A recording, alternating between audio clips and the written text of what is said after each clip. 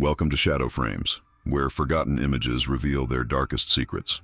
Today we uncover the mystery behind a seemingly perfect 1895 wedding photograph that harbors a chilling secret within the bride's veil. The year was 1895, and in the quaint town of Edgewater Falls, nestled between rolling hills and ancient woodlands, the summer air buzzed with anticipation. The town's most eligible bachelor, James Harrington, heir to the Harrington lumber fortune, was to wed the enigmatic and beautiful Eleanor Blackwood, a woman who had appeared in town just 6 months prior. Edgewater Falls was not a large town, but it had prospered greatly during the lumber boom of the 1880s. Stately Victorian homes lined the main avenue, their gabled roofs and ornate trim a testament to the wealth that flowed through the community. The Harrington family stood at the apex of local society, their mansion overlooking the town from a gentle hill, surrounded by gardens that were the envy of every estate for 50 miles in any direction. 3 generations of Harringtons had built the lumber empire, transforming the dense forests of the region into the building blocks of America's burgeoning cities. James Harrington had inherited not only his family's considerable fortune, but also his grandfather's keen business acumen and his father's handsome features. At 32, he cut a striking figure with his tall frame, broad shoulders, and the confident bearing of a man who had never known want or insecurity. His chestnut hair was always impeccably groomed, his suits custom-tailored, and his manners refined by the best education money could buy. First at the local academy, then at Harvard, where he had studied modern business practices before returning to take his place at the helm of Harrington Lumber.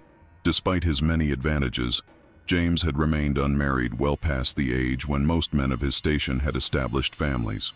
It wasn't for lack of opportunity. The daughters of Edgewater Falls' finest families had made their interest clear, as had young women of good breeding from Boston to New York when James made his business trips. But James had always been methodical, deliberate in his decisions. He wanted a partner who would stimulate his intellect as well as grace his arm at social functions, someone who would bring beauty and wit to the Harrington name. Eleanor Blackwood had arrived on a cold January morning, her carriage pulling up to Mrs. Winter's boarding house with little fanfare. The winter of 1895 had been particularly harsh in New England, with bitter winds and snowdrifts that isolated Edgewater Falls for weeks at a time. The appearance of a new face, and such a striking one, was cause for immediate interest in a town where diversions were limited by both geography and convention. Mrs.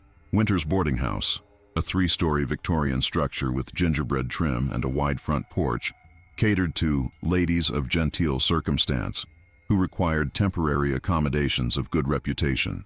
It was an establishment where reputations were both protected and scrutinized, and Mrs. Winters herself, a widow of some 20 years, maintained strict standards for her residents.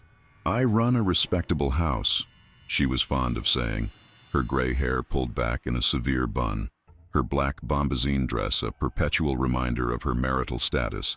No gentlemen callers beyond the parlor, no unchaperoned outings, and absolutely no frivolity after 9 o'clock. When Eleanor Blackwood's trunk was carried up the narrow stairs to the best available room, Mrs. Winters conducted her usual interrogation disguised as a welcoming conversation. "And what brings you to our little Edgewater Falls, Miss Blackwood?" she asked, offering tea in the private parlor reserved for such interviews. "We don't often have visitors in the depths of winter." Eleanor, removing her gloves with delicate precision, smiled. Her pale beauty was accentuated by her traveling costume of deep burgundy wool, the color making her porcelain skin seem to glow in the parlor's gaslight. Her dark hair was arranged fashionably but not ostentatiously beneath a modest hat, and her movements had a fluid grace that spoke of excellent breeding. "I've come for a change of scenery, Mrs. Winters," she replied, her voice melodious but subdued. "Boston holds too many memories since my father's passing." "I am sorry for your loss, my dear," Mrs. Winters said, softening slightly. Death was a visitor she understood all too well. "He was a merchant of some success," Eleanor continued, accepting the tea with a grateful nod. "Import and export, primarily. His final illness was mercifully brief, but it left me rather at loose ends. A family connection mentioned the beauty of this region, and I thought perhaps the clear air and simpler way of life might be restorative." The story was plausible, the details just vague enough to discourage further inquiry without raising undue suspicion. Mrs. Winters, who prided herself on her ability to assess character, found no obvious reason to doubt the young woman's account.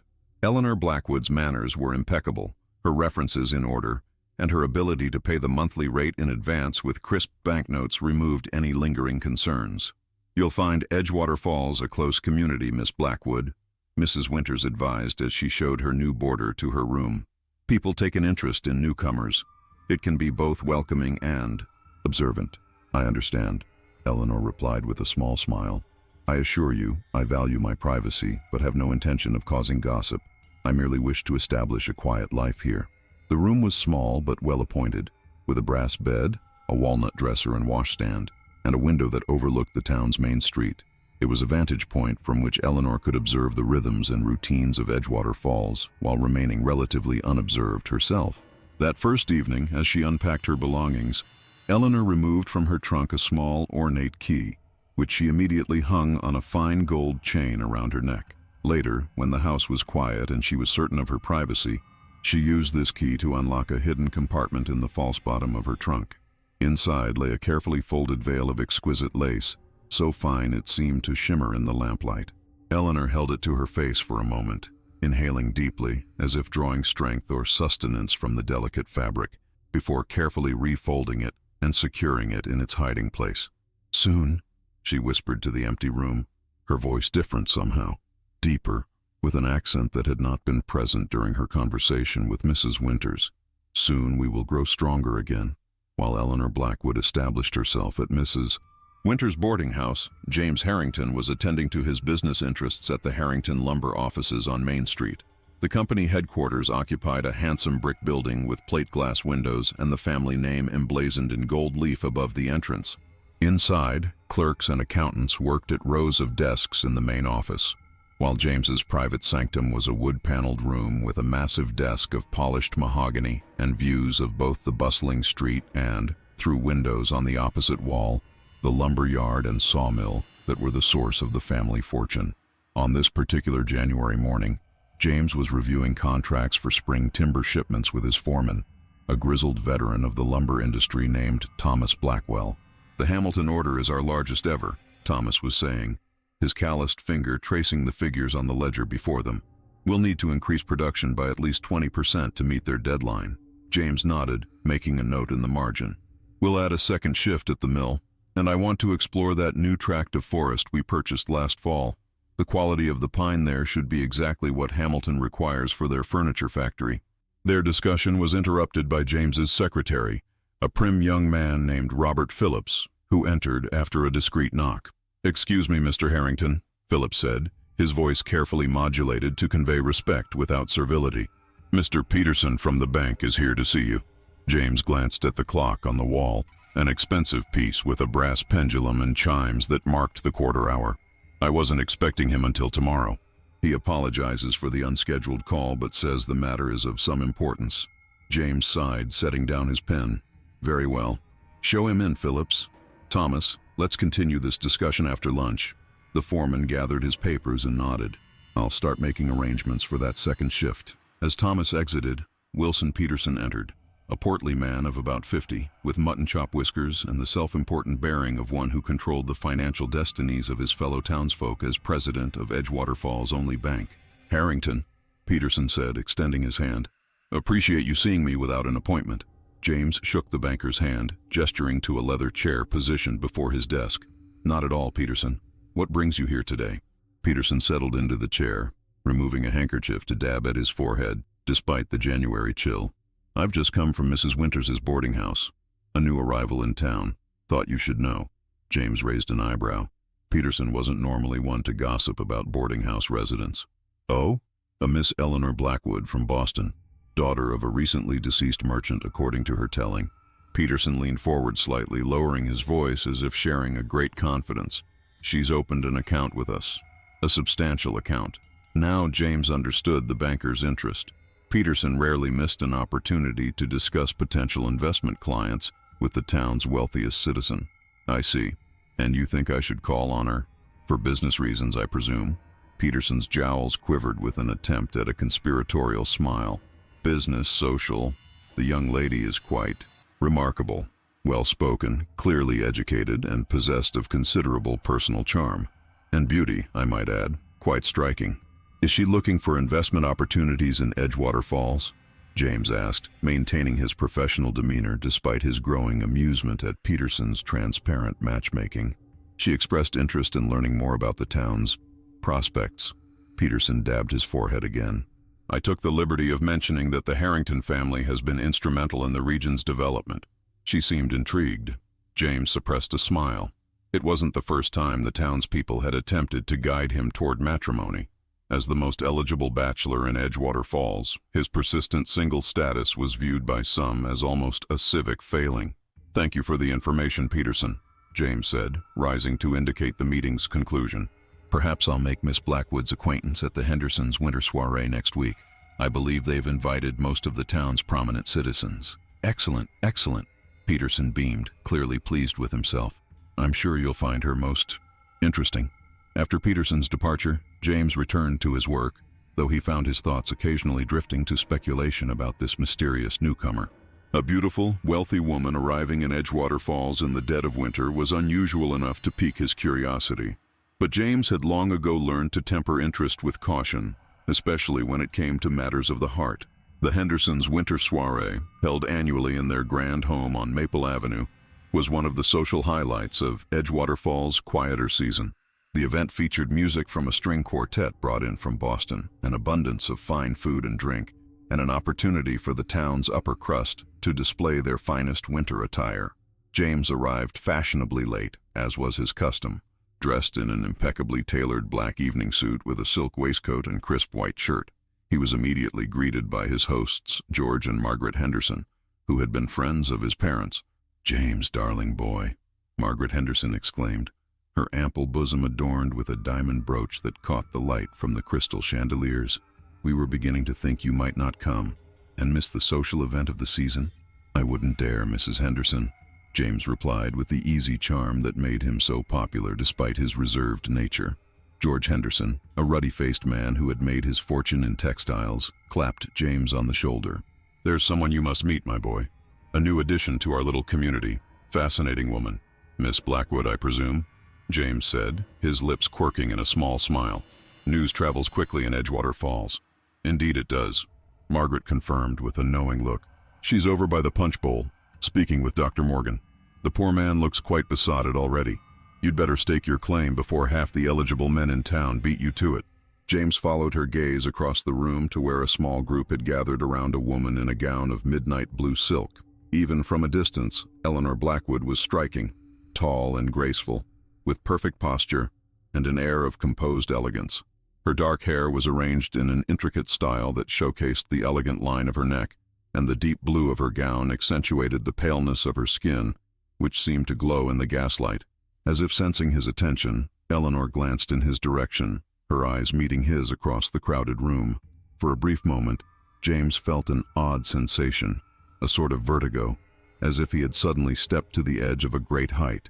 Then she smiled, a small private expression that seemed meant for him alone, and the feeling passed.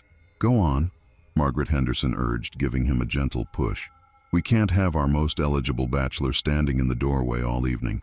James made his way through the crowd, exchanging brief greetings with acquaintances, but maintaining his course toward Eleanor. As he approached, Dr. Morgan, a bachelor of some 40 years who served as the town's primary physician, was expounding on some medical theory with more enthusiasm than eloquence. Eleanor was listening with apparent interest, though James thought he detected a glint of amusement in her eyes. "Ah, Harrington," Dr. Morgan said, noticing James's approach. "Come to meet our town's newest resident?" "Indeed I have," James replied, turning to Eleanor with a slight bow. "James Harrington, Miss Blackwood. I understand you're new to Edgewater Falls?" Eleanor extended her gloved hand, which James took briefly. "A pleasure to meet you, Mr. Harrington. And yes, I arrived only recently. Everyone has been most welcoming." Her voice was melodious, with a cultivated accent that suggested an excellent education. Up close, her beauty was even more remarkable. Flawless skin, perfectly symmetrical features, and eyes of a color that seemed to shift between gray and a pale, almost translucent blue, depending on the light. "I hope you're finding our little town to your liking," James said. "It must be quite a change from Boston." "A refreshing one," Eleanor replied. "Boston has its charms, of course, but there's something to be said for the authenticity of a place like Edgewater Falls. People here seem more genuine. Dr. Morgan beamed at this assessment. Miss Blackwood was just sharing her interest in local history. I was telling her about the founding of our town hospital. A fascinating subject, I'm sure, James said, suppressing a smile at the doctor's transparent attempt to impress. Though perhaps Miss Blackwood might also be interested in some refreshment. The punch is quite excellent. That would be lovely, Eleanor said, gracefully extracting herself from the doctor's company. If you'll excuse us, Dr. Morgan, perhaps we can continue our discussion later. As James led Eleanor toward the refreshment table, he was aware of the eyes following their progress, the speculation already building among the town's gossips. By tomorrow, rumors of a budding romance between James Harrington and the mysterious newcomer would be circulating throughout Edgewater Falls. I must apologize for the scrutiny, James said quietly as he ladled punch into a crystal cup for Eleanor. In a town this size, new arrivals are of great interest, especially, he hesitated, searching for a diplomatic phrasing. Especially unattached women of marriageable age, Eleanor suggested, her lips curving in a knowing smile. I assure you, Mr. Harrington, I'm quite accustomed to being observed. It's the burden of being female and independent in our modern world.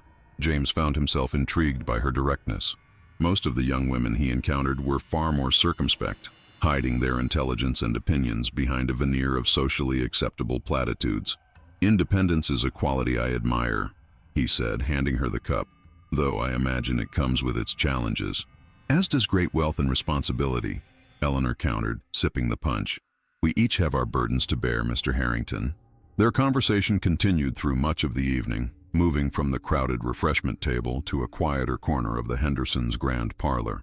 Eleanor proved to be a fascinating conversationalist, knowledgeable about literature, art, and current events, with opinions that were thoughtful without being controversial. She asked intelligent questions about the lumber industry, demonstrating a grasp of business principles that surprised and impressed James. My father believed that women should understand finance and commerce, she explained when he commented on her knowledge. He said ignorance was a luxury no one could afford, regardless of gender. A progressive view, James noted, and one I happen to share. My own mother managed the family accounts until her passing 5 years ago. My father relied on her judgment in many business matters. You were fortunate in your parents, Eleanor said, a shadow passing briefly across her features. Mine are both gone now. My mother when I was quite young, and my father just this past autumn. I'm sorry for your loss, James said, recognizing the genuine grief in her voice. It's never easy to lose a parent, no matter how prepared we think we are. Eleanor nodded, her gaze dropping to her empty punch cup. Thank you. It's been an adjustment, hence my decision to seek a new beginning here. The vulnerability she displayed in that moment touched something in James. Beneath her composed exterior, Eleanor Blackwood was a woman who had known sorrow, who understood the weight of solitude. It was a feeling with which he was all too familiar. As the evening drew to a close, James found himself reluctant to part company. Perhaps I might call on you at Mrs. Winter's establishment. I could show you more of Edgewater Falls if you'd like. The town has some lovely walks, even in winter. Eleanor's smile seemed to illuminate her entire face. I would enjoy that very much, Mr. Harrington. James, please, he said, returning her smile. James, she repeated, the simple syllable somehow intimate on her lips. And you must call me Eleanor. As he escorted her to the door, helping her into her fur-trimmed cloak, their hands brushed briefly. James felt an odd sensation, a chill that was not entirely unpleasant, like plunging into cool water on a hot day. Eleanor's eyes met his, and for a moment, he thought he saw something ancient and knowing in their pale depths. Then she smiled, and she was simply a beautiful woman again, thanking him for a pleasant evening. James watched as she entered the carriage that would return her to Mrs. Winter's boarding house, already looking forward to their next meeting. He did not notice the way Eleanor's expression changed once she was alone in the darkened carriage, the smile fading into a calculating assessment, the pale eyes gleaming with a predatory satisfaction. Perfect, she whispered to herself, one gloved hand rising to touch the key that hung beneath the high neck of her gown. He will do very nicely indeed. The courtship of James Harrington and Eleanor Blackwood proceeded with a swiftness that raised eyebrows even in a town accustomed to relatively brief engagements. Within weeks of their introduction at the Hendersons' soiree, James was calling at Mrs. Winter's boarding house almost daily, often taking Eleanor for drives in his sleigh through the snow-covered countryside or escorting her to the various social functions that punctuated Edgewater Fall's winter season. February brought the Valentine's Day dance at the town hall, where James and Eleanor waltzed together with such grace and obvious mutual absorption that the other couples gradually ceded the floor to watch them. Eleanor's gown for the occasion, a creation of pale pink silk that seemed to blush deeper in the candlelight, was the talk of the town for weeks afterward, as was the diamond bracelet James presented to her that evening. "It's too much," Eleanor had protested when he fastened it around her slender wrist, though her eyes shone with pleasure at the gift. "Nothing is too much for you," James replied, raising her hand to his lips in a gesture that sent a ripple of sighs through the watching crowd. By March, as the first tentative signs of spring began to emerge from beneath the winter snow, the couple's engagement was considered a foregone conclusion. The only question was when, not if, an announcement would be made. James, for his part, was happier than he had been in years. Eleanor brought a vibrancy to his life that he hadn't realized was missing. Her intelligence challenged him, her beauty enchanted him, and her mysterious quality, that sense that there were depths to her he had yet to explore, kept him perpetually intrigued. If there were moments when he caught a strange expression on her face when she thought herself unobserved, or times when her touch seemed unnaturally cold despite the warmth of the room, he dismissed these observations as products of an overactive imagination. After all, what man truly understands the woman he loves? Isn't a certain element of mystery part of the allure? Eleanor, meanwhile, had established herself as a respected, if somewhat reserved, member of Edgewater Falls society. She attended church services at St. Mark's Episcopal every Sunday, donated generously to local charities, and occasionally assisted at the town's small lending library. She was unfailingly polite to everyone she encountered, though few could claim to have developed a close friendship with her. The general consensus was that Miss Blackwood was private rather than standoffish, a distinction that allowed the townspeople to approve of her while maintaining a respectful distance. The only person who seemed to have developed anything approaching a personal connection with Eleanor beyond her relationship with James was her lady's maid, Mary Sullivan. Mary, a local girl of 17 from a respectable but poor family, had been engaged shortly after Eleanor's arrival to assist with her wardrobe and personal needs, an arrangement that raised Eleanor's standing in the community, as the employment of a personal maid suggested both means and proper adherence to social expectations. Mary was a quiet, diligent girl with a neat appearance and a deferential manner that made her ideal for her position. She arrived at Mrs. Winter's boarding house each morning at precisely 7 o'clock and departed at 9 in the evening, attending to Eleanor's clothing, hair, and correspondence throughout the day. "She's ever so kind," Mary confided to her mother one evening as they sat by the fire in their modest cottage on the outskirts of town. "Miss Blackwood, I mean. She never raises her voice, even when I make a mistake with her hair or press a gown improperly." "That's good to hear," her mother replied, not looking up from her mending.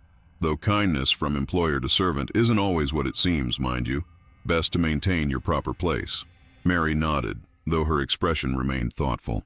"She has the loveliest things, dresses from Paris, gloves of the softest kid leather, perfumes in crystal bottles, but sometimes she seems almost sad when she looks at them, as if they don't really matter to her." "Rich folks' troubles," her mother said dismissively. "Nothing for you to worry about. Just do your job well, and perhaps she'll provide a good reference when she and Mr. Harrington marry. A position in their household would be secure indeed." Mary didn't mention the other things she had noticed about her employer. The strange hours Eleanor kept, sometimes sitting by the window until dawn, the fact that she ate very little despite maintaining her strength and vitality, the locked trunk that Mary was forbidden to touch even when cleaning, the nightmares that occasionally caused Eleanor to cry out in her sleep in a language Mary didn't recognize. These observations remained private concerns, small stones of disquiet in the otherwise smooth path of Mary's employment. The proposal, when it finally came in early April, was both private and romantic, a quality that disappointed the gossips of Edgewater Falls, who had hoped for a public declaration they could dissect and discuss for months afterward. James had taken Eleanor on a drive to a scenic overlook above the falls that gave the town its name. The spring thaw had swollen the waterfall to its most impressive volume, the roar of the cascading water creating a private world in which the couple could speak freely without fear of being overheard. "I've never brought anyone else here," James admitted as they stood at the railing, watching the powerful rush of water. "This was my mother's favorite place. She said the falls reminded her that nature's beauty can be both delicate and overwhelming. Eleanor, lovely in a walking dress of deep green wool with her dark hair partially concealed beneath a matching bonnet, laid her gloved hand on his arm. "Thank you for sharing it with me. It's breathtaking." James turned to face her, taking both her hands in his. "Eleanor, these past months have been the happiest of my life. You've brought something into my world that I didn't know was missing until I met you." A slight flush colored Eleanor's pale cheeks. "James, please let me finish," he said, his voice earnest. "I know our acquaintance has been brief by some standards, but I'm a man who makes decisions based on certainty, not convention, and I am certain beyond any doubt that I want to spend my life with you." He released one of her hands to reach into his coat pocket, withdrawing a small velvet box. "Eleanor Blackwood, would you do me the great honor of becoming my wife?" Eleanor's free hand rose to her throat, where the key on its gold chain lay hidden beneath her high collar. For the briefest moment, an expression that might have been conflict or calculation crossed her features. Then she smiled, her pale eyes luminous with what appeared to be joy and love. "Yes, James," she said, her voice barely audible above the thunder of the falls. "Yes, I will marry you." James opened the box to reveal a diamond ring of extraordinary brilliance, the central stone flanked by smaller sapphires that matched the shifting blue-gray of Eleanor's eyes. As he slipped it onto her finger, he felt again that strange sensation of cold that sometimes accompanied her touch, but it passed quickly, replaced by the warmth of their embrace as he sealed their engagement with a kiss. Neither of them noticed the figure watching from among the trees at the edge of the clearing. Mary Sullivan, who had followed them at a discreet distance, sent by Mrs. Winters to ensure that propriety was maintained during their outing. The young maid observed the proposal with mixed emotions. Happiness for Mr. Harrington, whom everyone agreed was a good and decent man, concern for Miss Blackwood, whose secrets Mary sensed but couldn't name, and a vague, inexplicable dread that settled in the pit of her stomach like a stone. As Mary turned to make her way back to town ahead of the couple, she crossed herself, a gesture of protection taught by her devoutly Catholic grandmother. "May God watch over them both," she whispered, though whether it was a blessing or a plea for intercession, she herself could not have said. The announcement of the engagement between James Harrington and Eleanor Blackwood was made formally at a dinner party hosted by the Hendersons, who were delighted to have played a role in bringing the couple together. The town's reaction was overwhelmingly positive. James was well liked and respected, and while Eleanor remained something of an enigma, her beauty, refinement, and apparent devotion to James had won over most of Edgewater Falls's prominent citizens. Wedding preparations began immediately. The ceremony was to take place in early June at St. Mark's Episcopal Church, with a reception to follow on the grounds of the Harrington estate. No expense was to be spared, James insisted, though Eleanor occasionally expressed a preference for simpler arrangements. "It seems excessive," she remarked one evening as they reviewed the guest list, which had grown to include business associates and distant relatives from as far away as New York City and Chicago. "Surely a smaller, more intimate gathering would be sufficient." James, seated beside her in the parlor of Mrs. Winters' boarding house under the watchful eye of their hostess, squeezed Eleanor's hand affectionately. "This is as much for the town as it is for us, my dear. The Harringtons have always celebrated important occasions with the community. Besides," he added with a smile, "I want everyone to witness my good fortune in winning your hand." Eleanor returned his smile, though something like resignation flickered in her eyes. "Of course, James. Whatever will make you happy." As the wedding day approached, James found himself caught up in a whirlwind of preparations and business responsibilities. The Hamilton lumber order that had occupied him since winter was finally being shipped, and new contracts required his attention. He delegated much of the wedding planning to Eleanor and his housekeeper, Mrs. Graves, a capable widow who had managed the Harrington household since James's mother's death. "Miss Blackwood has excellent taste," Mrs. Graves reported after consulting with Eleanor about floral arrangements and menu selections. "Very refined, very particular." "I'm glad you approve," James said, looking up from his ledgers with a distracted smile. "I want everything to be perfect for her." Mrs. Graves hesitated, her usually confident demeanor faltering slightly. "She's a unique young woman, Mr. Harrington, not like the local girls." James raised an eyebrow, sensing an unspoken concern beneath the housekeeper's carefully neutral tone. "Is that a criticism, Mrs. Graves?" "Not at all, sir," the housekeeper replied quickly. "Merely an observation." Miss Blackwood has a presence about her, a certain quality that sets her apart. One of the many reasons I love her, James said firmly, returning his attention to his work to indicate the discussion was closed. Mrs. Graves recognized the dismissal and withdrew, but her concerns remained. There was something about Eleanor Blackwood that disturbed her, though she couldn't articulate precisely what it was. Perhaps it was the way the young woman's gaze seemed to look through people rather than at them, or how the temperature of a room seemed to drop slightly when she entered, or perhaps it was simply the speed with which she had captured James Harrington's heart and upended the predictable rhythms of the household Mrs. Graves had managed for so long. Whatever the cause, the housekeeper found herself watching Eleanor with increasing wariness during her visits to the Harrington mansion, visits that were now more frequent as the wedding approached, and Eleanor was introduced to the staff and familiarized with the home that would soon be hers. Eleanor, for her part, conducted herself with unfailing politeness toward Mrs. Graves and the other servants, though her interactions had a performative quality, as if she were an actress playing the role of the perfect mistress of the house, studying her lines and hitting her marks with precision but without genuine warmth. The only exception to this was Mary Sullivan, to whom Eleanor showed a kind of possessive affection. The young maid had been promised a permanent position in the Harrington household after the wedding, a development that pleased Mary's family greatly, but filled Mary herself with a complicated mixture of gratitude and apprehension. "You'll have your own room in the servants' quarters," Eleanor told her as Mary arranged her hair one evening at Mrs. Winter's boarding house. "Much nicer than your current accommodations, I imagine. And your duties will remain much the same, caring for my wardrobe, assisting with my toilette, and so forth." "Thank you, miss," Mary replied, carefully inserting a pin into Eleanor's elaborate coiffure. "It's very generous of you and Mr. Harrington." Eleanor met Mary's eyes in the mirror, her gaze holding the younger woman's with an intensity that made Mary's fingers tremble slightly. "We suit each other, you and I, Mary. You're observant, discreet, and loyal. Those are rare qualities, and ones I value highly." Mary nodded, dropping her gaze back to her work. "Yes, miss. There will be certain additional responsibilities after the wedding," Eleanor continued, her voice taking on a softer, more intimate tone.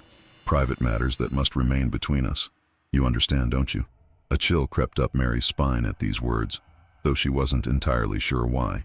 There was nothing inherently alarming about a lady having private matters she wished to keep from the household at large, and yet something in Eleanor's voice, in the steady, almost hypnotic quality of her gaze, suggested these matters might extend beyond the usual secrets of a lady's boudoir.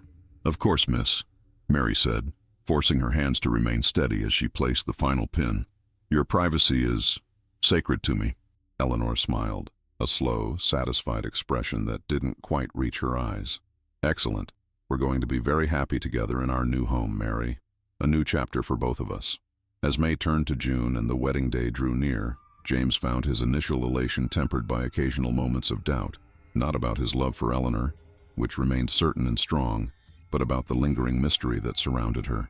Despite their months of courtship and the intimacy they had developed, he sometimes felt there were parts of Eleanor that remained inaccessible to him, locked away as surely as the contents of the trunk she kept in her room at Mrs. Winter's boarding house. When he mentioned this to his closest friend, Richard Hammond, during a private dinner at the Edgewater Falls Gentlemen's Club the week before the wedding, Richard laughed it off. "All women have their secrets, James," he said, sipping his brandy. "It's part of their charm. My Margaret still surprises me after 15 years of marriage. Would you really want a wife who was an open book? Where's the adventure in that?" James nodded, acknowledging the point with a smile. "I suppose you're right. It's just, sometimes I catch a look in her eyes, or she says something that suggests experiences beyond what she shared with me. I want to know everything about her, to understand her completely. An impossible goal with any human relationship," Richard replied sagely. "We never truly know another person's mind or heart. We simply choose to trust them, to believe in the version of themselves they share with us." He raised his glass in a toast. "To the beautiful mystery that is your bride-to-be. May she keep you intrigued for a lifetime." James raised his own glass, pushing aside his lingering concerns. Richard was right. A certain element of mystery was natural in any relationship, perhaps even necessary, and whatever secrets Eleanor might hold, he was confident that time and trust would reveal them. They had a lifetime ahead of them, after all. The day before the wedding, a package arrived at the Harrington mansion addressed to James. It contained a letter, and a small leather-bound book, both bearing the return address of a law firm in Boston. The letter, written on crisp legal stationery, read, "Dear Mr. Harrington, our firm represents the estate of the late Gerald Blackwood, merchant of Boston, Massachusetts. It has come to our attention that you are soon to wed Miss Eleanor Blackwood, who has identified herself as Mr. Blackwood's daughter and heir. We regret to inform you that our firm has no record of any daughter belonging to the late Mr. Blackwood, nor of any heir by the name of Eleanor. The enclosed journal belonged to Mr. Blackwood and contains a complete record of his family members and heirs, none of whom bear the name or description of your intended bride. We bring this matter to your attention with the greatest reluctance, but our duty to the Blackwood estate compels us to ensure that no fraudulent claims are made regarding relation to our late client. If you wish to discuss this matter further, please do not hesitate to contact our offices.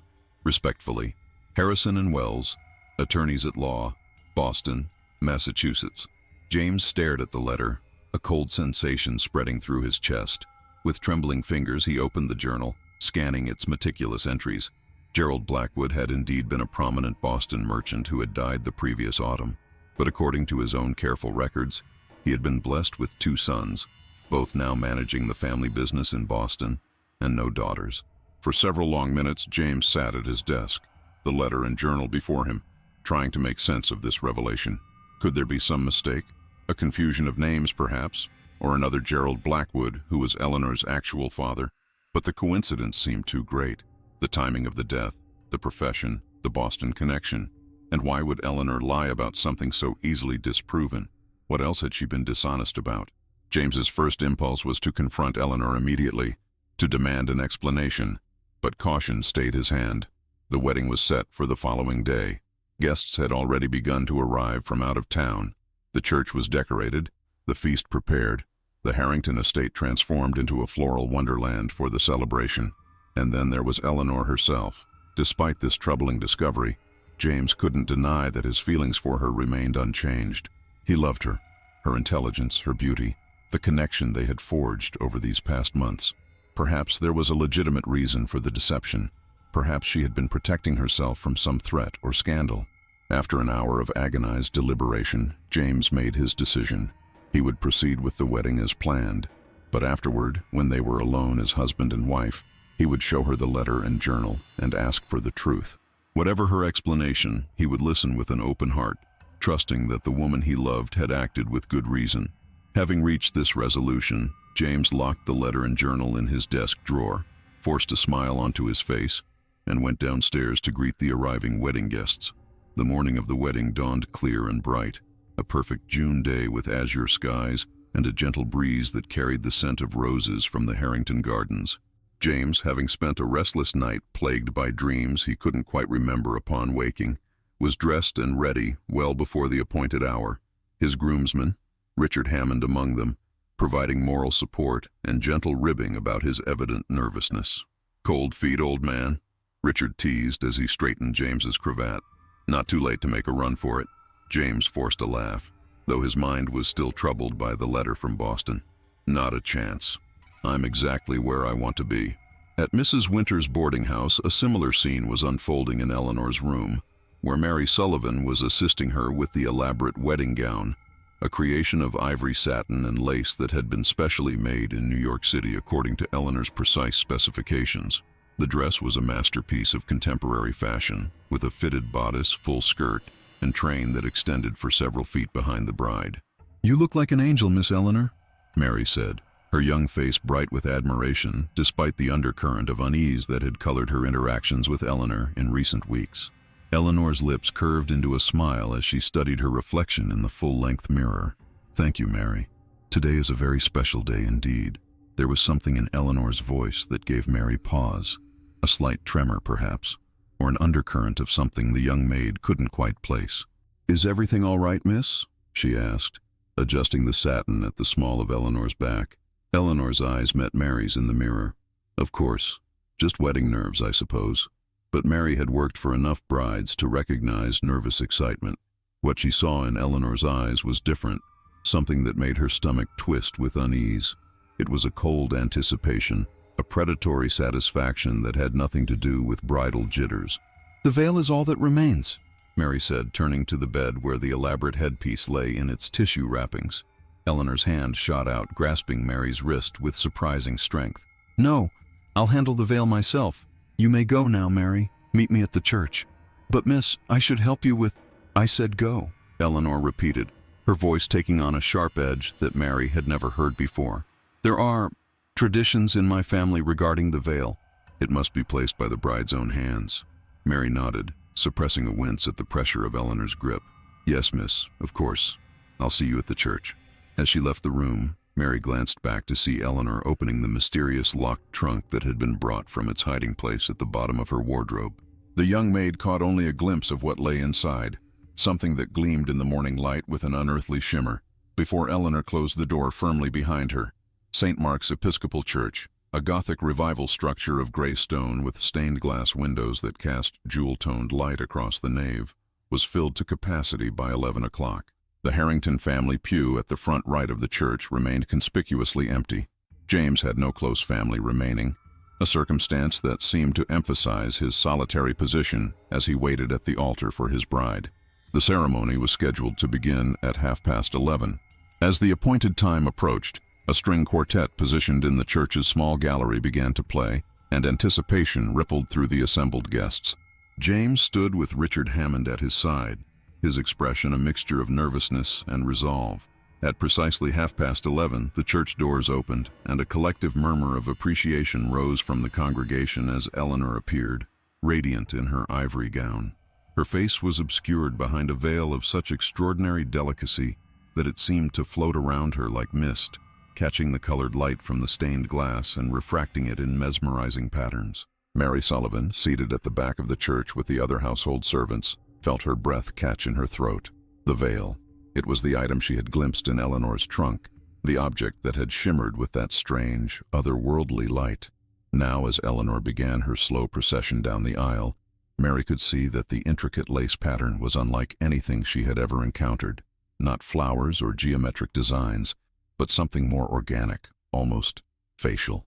The thought was so disturbing that Mary dismissed it immediately, attributing it to her overwrought imagination and the play of light through the church windows. She focused instead on Eleanor's measured steps, the rustle of satin against the stone floor, the hushed admiration of the congregation. At the altar, James watched his bride's approach with a mix of emotions, love certainly, but also the lingering unease from the Boston lawyer's letter, and a new, inexplicable sensation of dread that grew stronger as Eleanor drew nearer. There was something about the veil, something in the way it moved with her breathing, that struck him as wrong, though he couldn't have articulated why. As Eleanor reached him and took her place at his side, James tried to discern her features through the veil, but the intricate pattern of the lace made it impossible to see her clearly. It was as if she were underwater, or behind frosted glass, present yet somehow inaccessible. The minister, Reverend Thomas Whitmore, began the ceremony with a solemn invocation, his deep voice resonating through the hushed church. James responded to his part of the ritual automatically, his mind still troubled by that strange sense of wrongness emanating from Eleanor's veiled figure beside him. When it came time for Eleanor's responses, her voice emerged from behind the veil as a whisper, so faint that even James, standing right beside her, had to strain to hear. "I do," she said, the words seeming to fade into the church's shadowed corners rather than ringing out with bridal joy. The exchange of rings followed, James's hands trembling slightly as he slipped the gold band onto Eleanor's slender finger. Her hand felt cold in his, colder than could be explained by nervousness or the natural coolness of the stone church. "I now pronounce you man and wife," Reverend Whitmore declared, closing his prayer book with a satisfying thump. "You may kiss the bride." James reached for the veil, intending to lift it and reveal Eleanor's face for their first kiss as husband and wife. To his surprise, Eleanor's hands caught his, stopping the gesture. "Not here," she whispered, the words meant for him alone. "It's my family's tradition to keep the veil in place until we are alone. For good fortune." Confused but unwilling to create an awkward scene, James nodded his acquiescence. Reverend Whitmore, noting the exchange, smoothly amended his proclamation. "Ladies and gentlemen, I present to you Mr. and Mrs. James Harrington." The congregation erupted in applause, the awkward moment forgotten as the newlyweds turned to face their well-wishers. James offered his arm to his veiled bride, and together they processed back down the aisle, surrounded by smiling faces and murmured congratulations. As they exited the church into the bright June sunlight, James felt Eleanor's grip on his arm tighten almost painfully. For a moment, he thought he heard a chorus of whispers emanating from the veil, a multitude of voices speaking words he couldn't quite make out. Then the church bells began to ring, drowning out the sound, and he dismissed it as an acoustical trick caused by the stone archway they passed beneath. The wedding party and guests made their way to the Harrington estate for the reception, traveling in a procession of carriages that wound through the streets of Edgewater Falls. The town's residents lined the route, waving and calling good wishes to the newlyweds. James acknowledged them with smiles and nods, while Eleanor remained a silent, veiled presence at his side. The Harrington estate had been transformed for the occasion. White roses and lilies adorned every surface, their sweet scent perfuming the air. Crystalware from France gleamed on tables covered in the finest linen. A small orchestra had been positioned on the terrace, their music drifting across the manicured lawns where guests gathered in groups, champagne glasses in hand, to celebrate the union of Edgewater Falls' most eligible bachelor to the mysterious beauty who had captured his heart. Throughout the reception, Eleanor kept the veil in place, a decision that generated considerable comment among the guests. Some found it romantic, an adherence to an old-world tradition that added an air of mystery to the proceedings. Others considered it odd, even slightly improper, but all agreed that the veiled bride presented a striking figure as she moved through the celebration, accepting congratulations with gracious nods and brief, whispered thanks. James, playing the role of happy bridegroom to perfection, kept Eleanor close by his side, his smile never faltering even as his concerns deepened. The veil, which had seemed merely unusual in the dimly lit church, took on an almost sinister quality in the bright sunlight of the garden. When the breeze lifted its edges, James thought he could see shapes within the lace pattern that disturbed him on a level beyond rational thought, suggestions of faces, contorted in expressions he couldn't quite identify. Mary Sullivan, assigned to attend to the bride's needs during the reception, watched Eleanor with increasing trepidation. The veil seemed to move even when the air was still, rippling subtly as if something beneath it were in constant, restless motion. And once, when Mary approached with a glass of champagne for her mistress, she could have sworn she heard voices, multiple voices, male and female, young and old, emanating from behind the delicate lace. "Your champagne, Mrs. Harrington," she said, the new form of address feeling strange on her tongue. Eleanor turned toward her, the movement unnaturally fluid. "Thank you, Mary," she replied, her voice oddly layered, as if several people were speaking in unison. Mary nearly dropped the glass, only years of training as a lady's maid preventing the mishap. "Will you be removing the veil to drink, ma'am?" "That won't be necessary," Eleanor said, taking the glass. Through the veil, Mary could see her lips curve in a smile that seemed too wide, too full of teeth. "I'll manage." As the celebration continued into the evening, James found himself growing increasingly desperate to speak with Eleanor alone, to see her face, to ask about the letter from Boston, to address the mounting sense of wrongness that had plagued him since the ceremony. But the demands of hosting kept them surrounded by guests until well after sunset, when the garden was illuminated by hundreds of lanterns hanging from the trees, casting a golden glow over the proceedings. It was during the dancing, as James whirled his veiled bride across the temporary floor that had been laid on the lawn, that he finally managed a moment of relative privacy. "Eleanor," he said softly, his lips close to where he imagined her ear might be behind the veil. "I need to speak with you, alone." "Soon, my darling," she replied, her voice containing that strange, multi-toned quality that he had first noticed during the ceremony. "When our guests have departed." "No now," James insisted, a note of authority entering his voice. "There's a matter of some importance we must discuss." Eleanor's steps faltered almost imperceptibly before she recovered the rhythm of the waltz. "Nothing can be so important that it cannot wait until our wedding night, James. Patience." Her tone held a warning that sent a chill down James's spine. He opened his mouth to insist, but at that moment, the music ended, and they were surrounded once more by well-wishers, separating them before he could press the issue. As midnight approached, the guests began to depart, offering final congratulations to the newlyweds and making their way to waiting carriages. James and Eleanor stood at the entrance to the estate, accepting farewells with practiced grace, though James's smile had become fixed and strained. Finally, the last guest departed, and the couple retreated to the mansion. The servants, exhausted from the long day's work, were dismissed to their quarters, with only Mrs. Graves remaining to ensure the new mistress had everything she required. "Will you be needing anything else this evening, Mrs. Harrington?" the housekeeper asked, her gaze carefully averted from the still-veiled bride. "No, thank you, Mrs. Graves," Eleanor replied. "Mary will attend to me. You may retire." "Very good, ma'am," Mrs. Graves said with a slight curtsy. "Mr. Harrington?"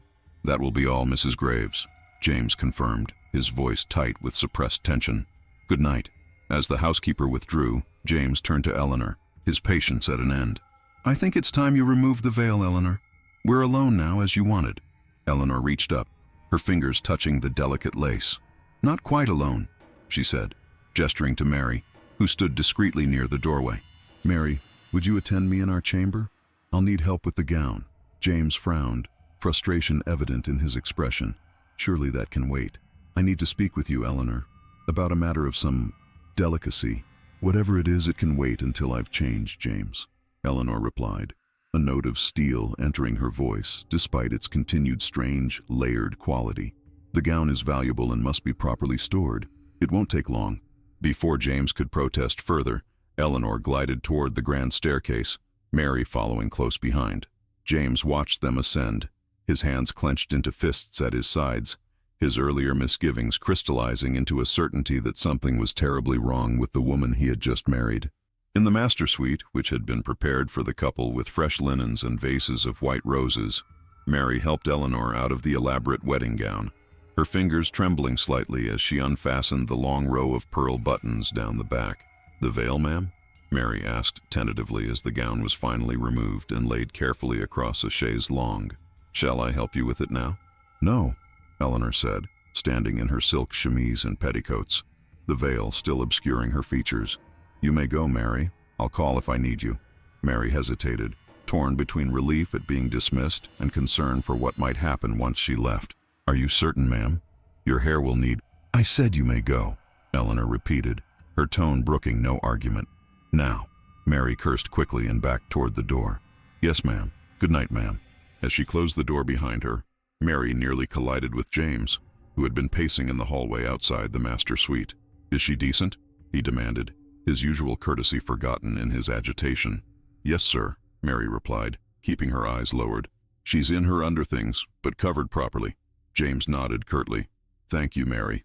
That will be all for tonight." As Mary hurried toward the servants' stairs, she heard James enter the bedroom, closing the door firmly behind him. The young maid paused on the landing, torn between duty and the overwhelming sense that she should not leave, that something important, perhaps even dangerous, was about to unfold in the master suite. After a moment's hesitation, she made her decision. Silently, she crept back up the stairs and positioned herself outside the bedroom door, her ear pressed to the polished wood. It was a shocking breach of propriety, one that could cost her her position if discovered, but the dread that had been building within her for months compelled her to listen. Inside the bedroom, James faced his veiled bride, his patience exhausted. "Remove the veil, Eleanor. Now. I insist." Eleanor stood by the window, a ghostly figure in white silk and lace silhouetted against the moonlit garden beyond. "You're upset, James. What's troubling you?" "I received a letter yesterday," James said, his voice tight with controlled anger, "from a law firm in Boston. They represent the estate of Gerald Blackwood." Even through the veil, he could sense Eleanor's sudden stillness, a predator's freeze at the moment of discovery. "According to these lawyers," James continued, "Gerald Blackwood never had a daughter. He had 2 sons, both still living in Boston. He never had an heir named Eleanor. He took a step closer to her. Who are you really? Why have you been lying to me?" For a long moment, Eleanor remained motionless, silent. Then her shoulders relaxed, and a sound emerged from behind the veil, a soft, eerie laugh that raised the hair on the back of James's neck. "Oh, James," she said, her voice suddenly different, deeper, with an accent he had never heard from her before. "If only you hadn't been quite so curious. We could have had a few happy months together before the inevitable." "What are you talking about?" James demanded, fighting to keep his voice steady, despite the chill that had settled in his bones. "Who are you?" Eleanor reached up and slowly, deliberately removed the veil. As the delicate lace was lifted away, James staggered back in horror at what was revealed. Eleanor's face, the beautiful, perfect face he had fallen in love with, was there, but it was wrong. Her skin seemed to ripple and shift, as if multiple faces were struggling to emerge from beneath the surface. Her eyes, which had always seemed to change color depending on the light, were now doing so rapidly, flicking between blue and brown and green, and her mouth, when she smiled, contained too many teeth, arranged in a pattern that no human mouth could accommodate. "What you're seeing is just a glimpse, James," Eleanor said, her voice a chorus of overlapping tones. "A small tear in the fabric between what I choose to show and what truly lies beneath." Outside the door, Mary pressed her hand to her mouth to stifle a gasp, her eyes wide with terror as she heard her mistress's transformed voice. "What are you?" James whispered, backing away until he felt the edge of the bed against his legs. Eleanor set the veil carefully on a nearby table, stroking it lovingly. "I am very old, James. Older than this town, older than the church where we exchanged our vows. I've had many names over the centuries, worn many faces." She looked up at him, her features momentarily stabilizing into the Eleanor he recognized. "I need these faces, you see, to remain in the world, to maintain my vitality." James shook his head, refusing to comprehend. "I don't understand." "The veil?" Eleanor said, gesturing to the delicate lace. "Look at it closely, James. Really look at the pattern." Despite his fear, James found his gaze drawn to the veil. Under the bright light of the bedroom's gas lamps, the lace pattern was clearly visible, and what he had only sensed before was now unmistakable. Within the intricate designs were faces, dozens of them, their features contorted in expressions of agony or terror, woven into the very fabric of the veil. "My collection," Eleanor said with pride, trailing her fingers across the lace, "each face representing a life that now sustains mine. Some are quite old. The woman who owned the millinery shop in Charleston in 1842, the young man who taught mathematics in Philadelphia in 1856, the child prodigy from Chicago in 1871. Others are more recent acquisitions." James felt bile rise in his throat. "You killed these people? Took their faces?" Eleanor laughed, the sound like breaking glass. "Not just their faces, James. Their essence, their vitality, their very life force. Each one carefully selected, meticulously prepared, and ultimately preserved here, in my veil. It's a form of immortality, I suppose. They live on, in a way, through me." "You're insane," James said, reaching behind him for something. "Anything that might serve as a weapon.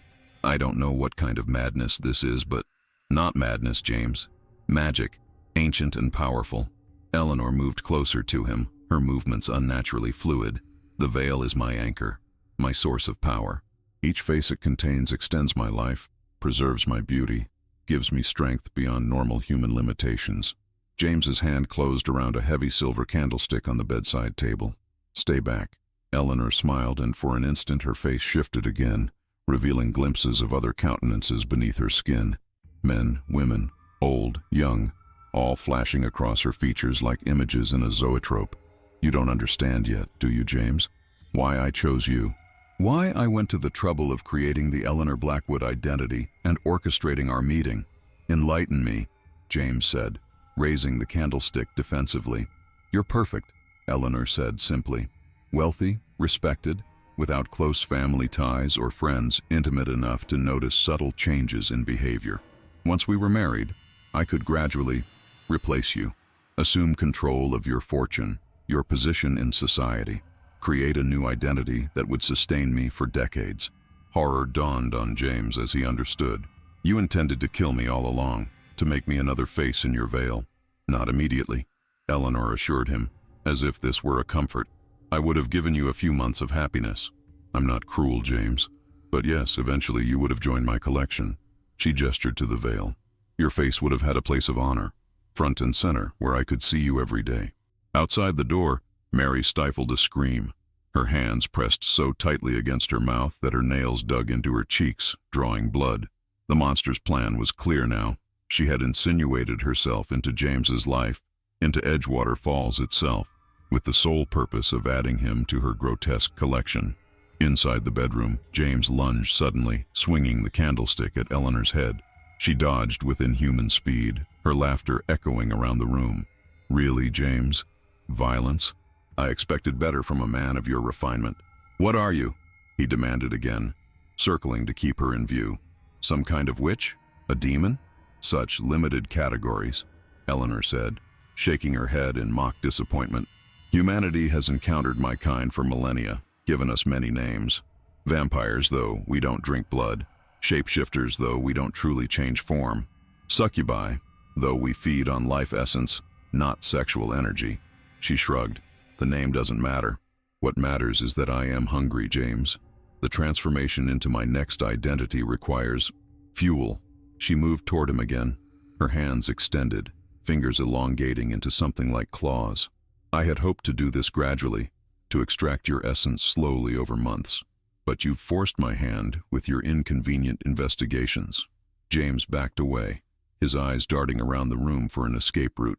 You'll never get away with this. People will notice if I disappear or die suddenly. Oh, you won't disappear, Eleanor assured him. You'll be right here, living your life, running your business, being the same James Harrington everyone knows and respects. Except it won't be you inside this body anymore. It will be me, wearing your face just as I'm now wearing Eleanor Blackwood's. She smiled, her teeth glinting unnaturally in the gaslight. No one will notice the difference, I promise. James felt his back hit the wall. There was nowhere left to retreat. You're a monster. I'm a survivor, Eleanor corrected. And soon you'll be part of my survival. She lunged forward with preternatural speed, her hands closing around James's throat. Mary, hearing the sounds of struggle, made a split-second decision. She burst through the door, a heavy fireplace poker she had grabbed from a nearby room clutched in her trembling hands. Stop, she cried, brandishing the poker. Get away from him. Eleanor whirled around, her face contorting with rage.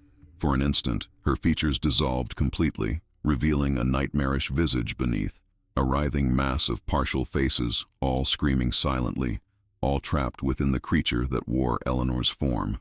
Mary, the thing that called itself Eleanor, hissed, its voice a cacophony of different tones and accents. You should have stayed away, child. Taking advantage of the distraction, James scrambled away from the wall, grabbing the veil from the table where Eleanor had placed it. This is your power source, isn't it?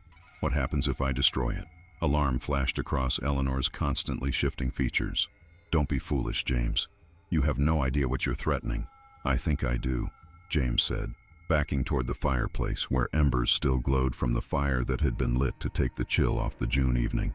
If this veil contains the essence of your victims, what happens to you if they're released? They can't be released, Eleanor snarled, though her confidence seemed to waver. They're bound to me, part of me now. Destroy the veil, and you destroy them too. I don't believe you, James said, clutching the delicate lace. I think you're afraid. I think this is your weakness. Mary, still holding the poker defensively, nodded in agreement. She guards it too carefully, sir. It must be important to her. Eleanor's eyes darted between James, Mary, and the veil, calculation evident in her inhuman gaze. Give it to me, James, she said, her voice suddenly gentle, persuasive. Give me the veil, and I'll leave. I'll disappear from Edgewater Falls tonight. You'll never see me again. And you'll find someone else to prey upon, James replied, his voice steady despite his terror. No, this ends now. With a swift movement, he cast the veil into the fireplace. The delicate lace caught immediately, flames licking at the intricate pattern of faces. Eleanor screamed, a sound no human throat could produce, a chorus of agonized voices all crying out at once. She lunged toward the fireplace, but Mary, acting on instinct, swung the poker, catching Eleanor across the chest and knocking her back. The veil burned with unnatural intensity, the flames taking on strange colors, blues and greens and purples mingling with the normal orange and red. As it burned, James thought he could see shapes forming in the fire, human silhouettes pulling free from the disintegrating lace, rising up through the chimney like sparks carried on a hot wind.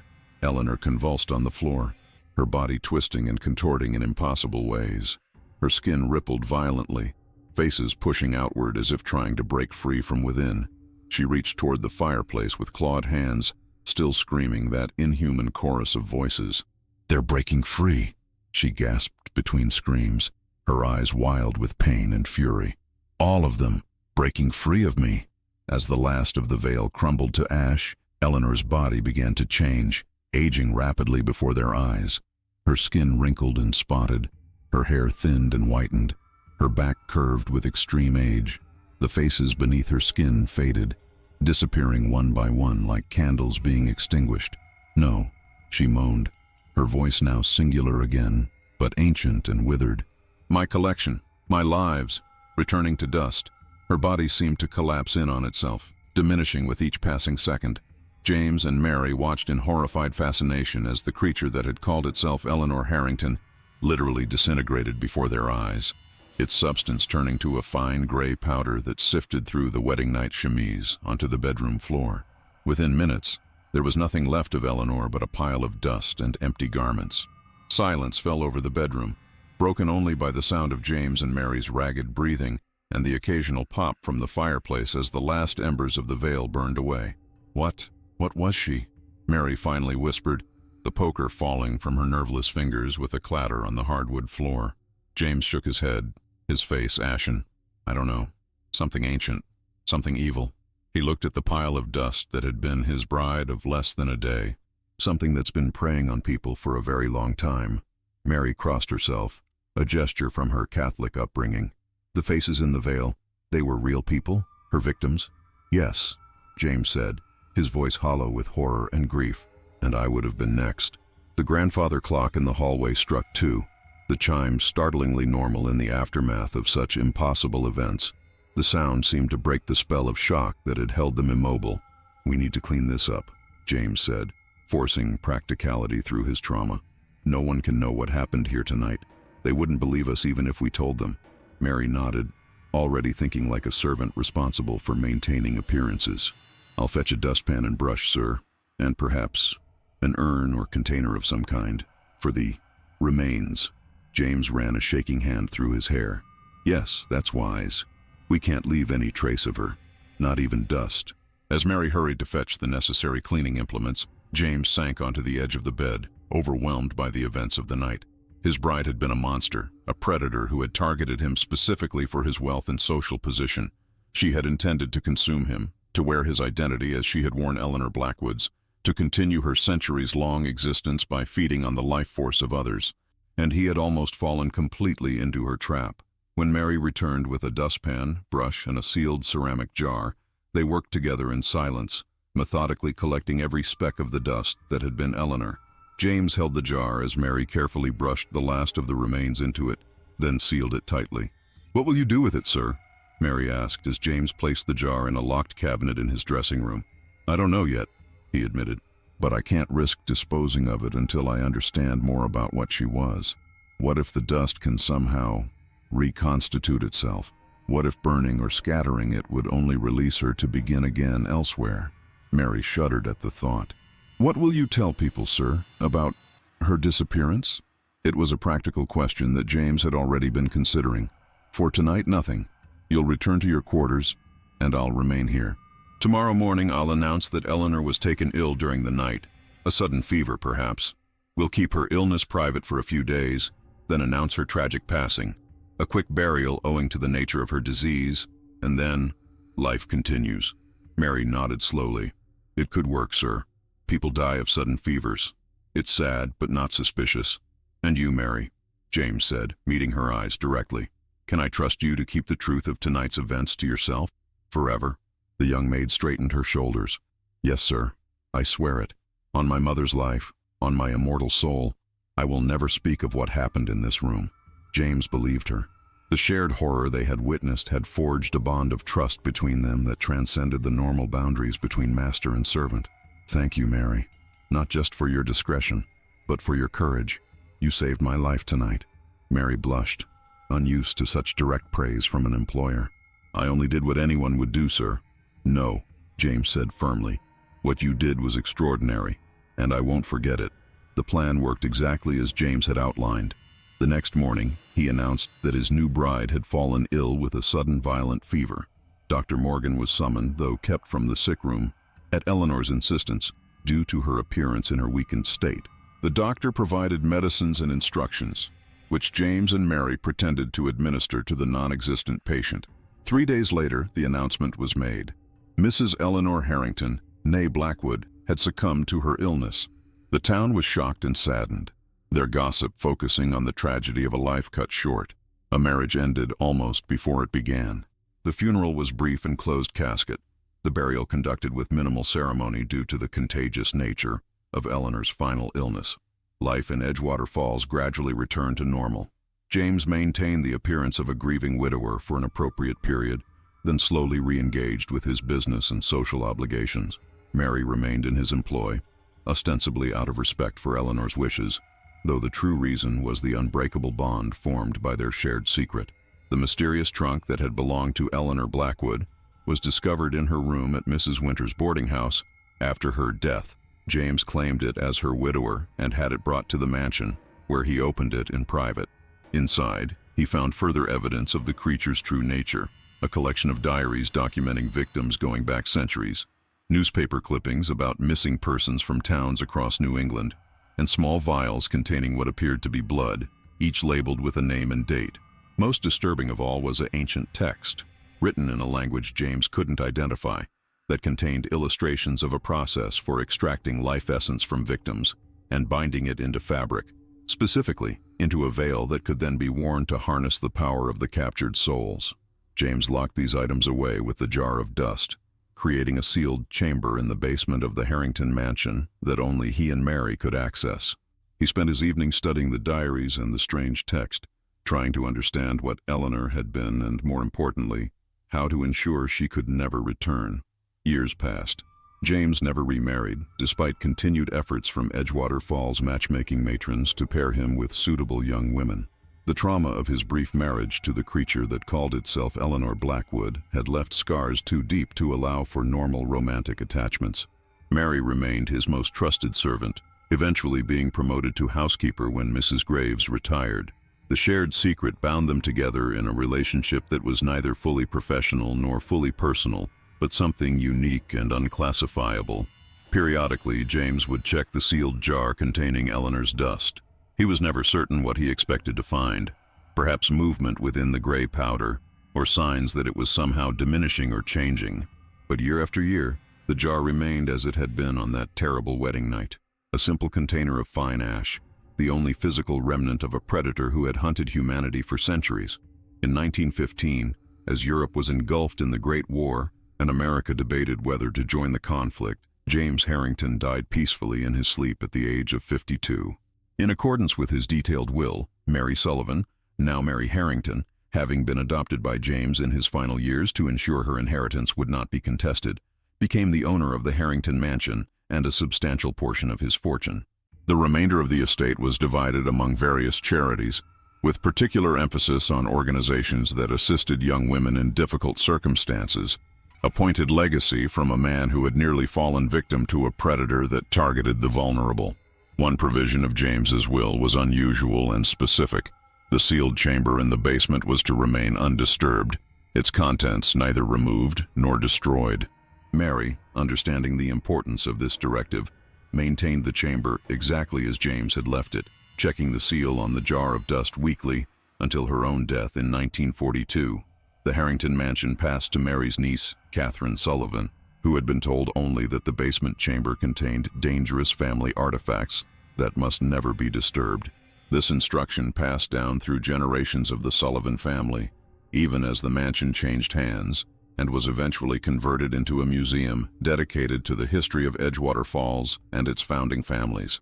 In 2023, during renovations to the Harrington Museum's basement, workers discovered the sealed chamber that had been hidden behind a false wall for over a century. Inside, they found the jar of dust, still intact, along with the diaries, clippings, and other evidence of Eleanor's true nature. The museum curator, fascinated by the find, began to research the story of James Harrington's brief marriage and his bride's mysterious illness and death. Among the items discovered was a wedding photograph, the formal portrait taken by Theodore Williams on that June day in 1895.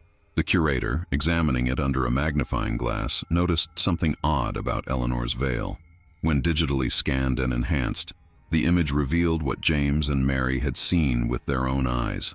Faces, dozens of them, woven into the intricate lace pattern, their expressions frozen in eternal terror. The photograph was added to the museum's collection, labeled simply, Wedding portrait of James and Eleanor Harrington, 1895. It hangs there still, a seemingly perfect image of a Victorian wedding couple, until you zoom in on the bride's veil. And sometimes, late at night when the museum is closed and silent, the staff reports strange occurrences near the display case containing the jar of dust from the basement chamber. Objects move without being touched. Whispers can be heard when no one is present. And occasionally, visitors claim to see a woman in a wedding dress with a veiled face, standing at the edge of their vision, only to vanish when directly approached. Is it merely the power of suggestion, the human tendency to create ghosts from tragic stories? Or is something of Eleanor still present, still hungry, still waiting for an opportunity to collect new faces for a veil that burned to ash more than a century ago? The only certainty is this. In the photograph that hangs in the Harrington Museum, a bride smiles behind her veil, her expression serene and loving. But zoom in close enough, look deeply enough into the lace pattern that obscures her features, and you'll see them. The faces of her victims, trapped for eternity in a moment of perfect terror, a warning from the past about the monsters that sometimes hide in plain sight, behind the most beautiful veils.